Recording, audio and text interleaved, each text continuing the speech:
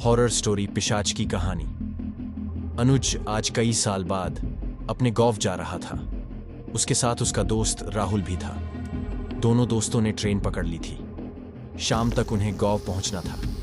Train में खाना खाकर दोनों बातें करते करते बाहर के नज़ारे देख रहे थे। राहुल ने कहा, भाई मैंने आज तक सिर्फ ट्रेन से ही गांव और खेत देखे हैं। मैं कभी गांव नहीं गया, इसीलिए जब तूने अपने साथ चलने के लिए कहा तो मैं बहुत खुश हो गया। यह सुनकर अनुज हंसने लगा। वह बोला, ज्यादा खुश मत हो, गांव में तू एक ही दिन में परेशान हो जाएगा। वहां न लाइट ठीक से आती है न इंटरनेट। यह सुनकर राहुल हंसने लगा। दोनों की ट्रेन एक जगह खड़ी हो गई। गाड़ी को खड़ी हुए 2 घंटे बीत गए थे। तभी वहां से टीटी गुजर रहा था। पूछने पर उसने बताया कि आगे पटरी खराब है, काम चल रहा है। ट्रेन कम से कम 6 घंटे लेट हो जाएगी। ट्रेन में बैठे बैठे ही रात हो गई। दोनों की गाड़ी गांव के पास वाले स्टेशन पर रात को 1 बजे पहुंची।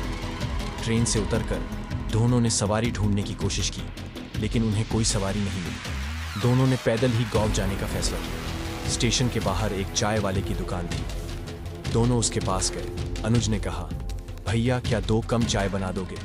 चाय वाला बोला, हाँ, आप बैठो, मैं अभी बना देता हूँ।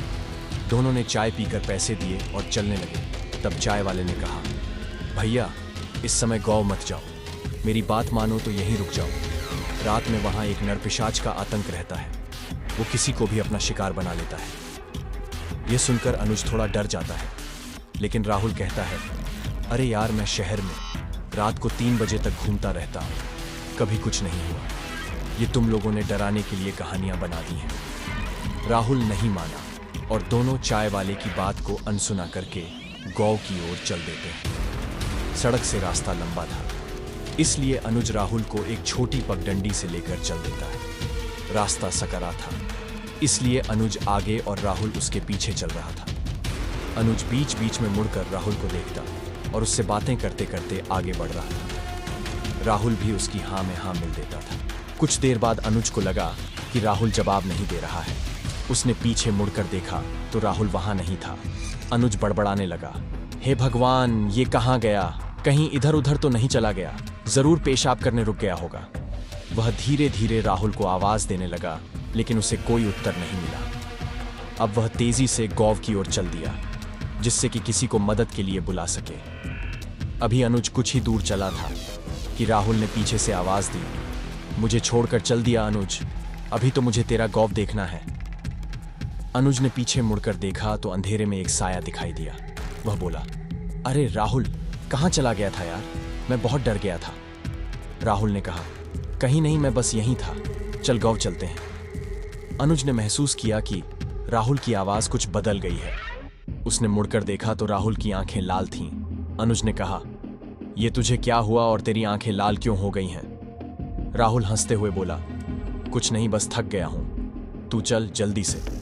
दोनों गांव पहुंचने वाले होते हैं। जैसे ही गांव शुरू होता है, वहां एक कच्चा सा लकड़ी का बड़ा सा दरवाजा था।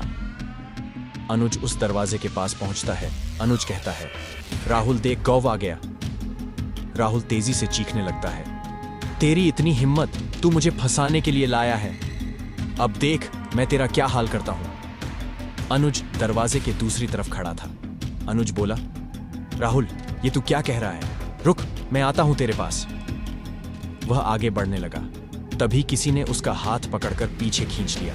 सामने गांव के मुखिया गंगा प्रसाद जी खड़े थे। वो बोले, बच गया तू, वरना तू भी मारा जाता। कौन है तू? अनुज बोला, मुखिया जी मैं अनुज हूं, रामपाल जी का बेटा। शहर से अपने दोस्त के साथ आया हूं, लेकिन पता नहीं मेरे दोस्त को क्या हो गया। मुखिया जी ने कहना शुरू किया, मर गया तेरा दोस्त, जो सामने है वो एक नरपिशाच है। बस ये समझ तेरे दोस्त ने तेरी जान बचा ली, वरना उसके साथ तू भी मर गया होता।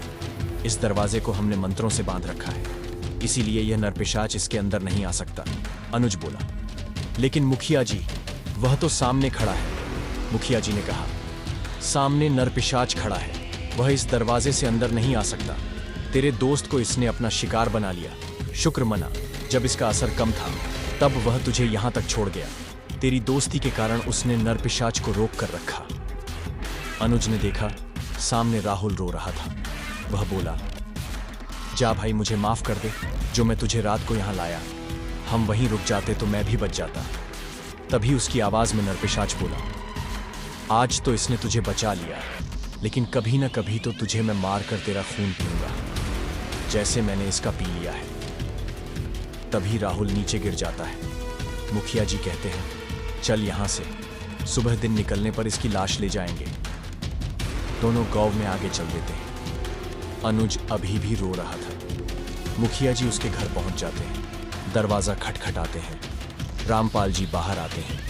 मुखिया जी और अनुज को देखकर वे चौंक जाते हैं। मुखिया जी कहते हैं, भाई रामपाल, तुमने अपने बेटे को नहीं बताया कि रात को इस गांव में आना मना है। इसके दोस्त को नरपिशाच ने मार दिया। ये बच गया अपने दोस्त के कारण। रामपाल जी ने मुखिया जी को धन्यवाद दिया। फिर उन्होंने अनुज को गले लगा लिया, लेकिन अनुज गहरी खामोशी में था। उसे गहरा सदमा लगा था। वह अब केवल रो रहा था। मुखिया जी वापस लौट गए। अगले दिन सुबह राहुल की लाश को गांव में लाया गया। फिर उसका अंतिम संस्कार कर दिया गया। अनुज अब शहर नहीं जाना चाहता था। वह अब गांव में रहकर ही अपने दोस्त की मौत का बदला लेना चाहता था। अनुज बहुत परेशान था कि कैसे वो राहुल की मौत का बदला ले। वह गांव के बड़े बूढ़े लोगों से मिला। उन्होंने बताया कि गांव में एक तांत्रिक आया था। लोगों ने उसे बहुत मान सम्मान लिया। वह गांव वालों से पैसे लेता और टोने टोटकों की मदद से लोगों को उनका किसी से दुश्मनी का बदला लेने में मदद करता। इस तरह पूरा गांव एक दूसरे का दुश्मन बन गया। तब पंचायत ने इस खून खराबे को रोकने के लिए तांत्रिक को गांव से निकालने का फैसला किया, लेकिन उसने सबको बर्बाद करने की चेतावनी दी। इससे गांव वाले उससे बहुत गुस्सा हो गए। उन्होंने एक दिन तांत्रिक को जिंदा जला दिया। तब से वह नरपिशाच बनकर सबका खून पीने की फिराक में रहता है। अनुज बोला, लेकिन इसका कोई समाधान तो होगा। तभी वहां मुखिया जी आ गए। उन्होंने कहा, बेटा, गांव के हर घर ने उस तांत्रिक की वजह से किसी न किसी को खोया है। अगर हमें कोई तांत्रिक ऐसा मिल जाए जो इसे वश में करके इसकी आत्मा को मुक्त करा दे, तभी यह संभव है। अनुज अब ऐसे किसी तांत्रिक को ढूंढने लगा। क्या अनुज तांत्रिक को ढूंढ पाया? क्या तांत्रिक नरपिशाच को मुक्ति दिला पाया? यह जानेंगे कहानी के अगले भाग में।